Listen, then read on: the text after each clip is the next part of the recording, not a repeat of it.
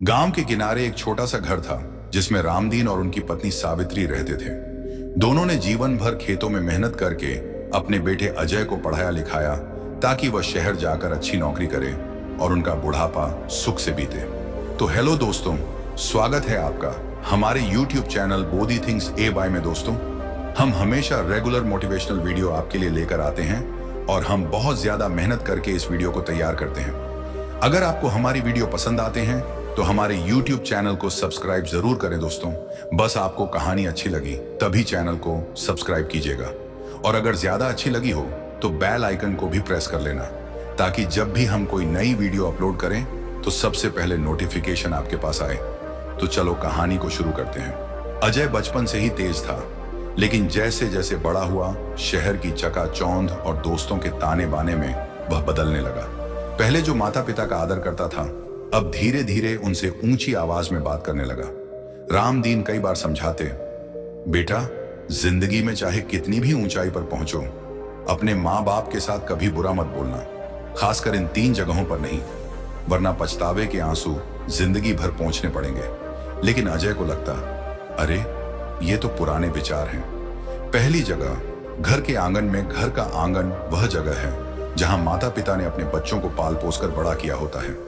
यही वह जगह है जहां उनकी इज्जत सबसे ज्यादा जुड़ी होती है। एक दिन गांव में अजय छुट्टियों में आया था।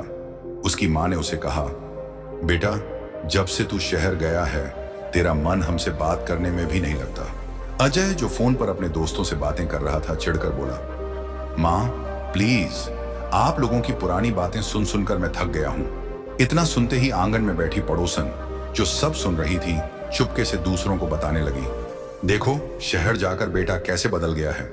उस दिन सावित्री के दिल में एक तीर सा चुभा। रामदीन ने रात को अजय को समझाया, बेटा, घर का आंगन वह जगह है जहां हमें अपनी आवाज ऊंची नहीं करनी चाहिए। यहीं पर तेरी किलकारियां गूंजी थीं और यही वह जगह है जहां तेरे माँ बाप की इज्जत गांव में बनी रहती है। अगर यहीं तू हमें अपमानित करेगा तो पूरे गांव में हमारी नजरों से इज्जत गिर जाएगी। लेकिन अजय ने अनसुना कर दिया। दूसरी जगह, रिश्तेदारों के सामने कुछ महीनों बाद अजय की शादी हो गई। पत्नी ने धीरे धीरे घर के फैसलों में हस्तक्षेप करना शुरू कर दिया। एक बार तीज के त्योहार पर अजय और उसका परिवार ननिहाल गया। वहां सभी रिश्तेदार मौजूद थे। बातचीत के दौरान रामदीन ने कहा, अजय, मैं सोच रहा हूं कि इस साल खेत में धान की जगह गेहूं बो दें। अजय ने सबके सामने ऊंची आवाज में कहा, पापा प्लीज, आप पुरानी सोच वाले हो, आपको खेती के बारे में क्या पता। आजकल लोग बिजनेस करते हैं, आप अपनी राय मत दिया करो। पूरा हॉल जैसे सन्नाटे में डूब गया। रिश्तेदारों की नजरें रामदीन पर थीं। उनके चेहरे पर अपमान का रंग साफ झलक रहा था। उस दिन रात को रामदीन चुपचाप बैठे रहे। खाना भी ठीक से नहीं खाया। सावित्री की आंखें लाल थीं, पर उन्होंने कुछ नहीं कहा। शादी के बाद अजय पर पत्नी का असर और बढ़ गया। पत्नी ने उसे समझाया, तुम्हारे पापा हर जगह टोकते हैं, तुम शहर में रहते हो, तुम्हें पता है, उन्हें नहीं। धीरे धीरे अजय रिश्तेदारों के सामने अपने माता पिता की छोटी छोटी गलतियों पर भी तंज कसने लगा। उसे एहसास ही नहीं था कि वह अपने ही खून की जड़ों को काट रहा है। तीसरी जगह, अंतिम समय में समय बीतता गया। रामदीन बीमार रहने लगे। डॉक्टर ने कहा कि उनके पास ज्यादा समय नहीं है। एक दिन अस्पताल के बेड पर रामदीन ने अजय को बुलाया, बेटा, एक बात याद रखना, माता पिता का अपमान कभी मत करना, खासकर तब जब हम जिंदगी के आखिरी पड़ाव पर हों। उस वक्त हमारे दिल में बस तुम्हारे मीठे बोल ही रहेंगे, कटु शब्द नहीं। अजय ने औपचारिक सा सिर हिला दिया।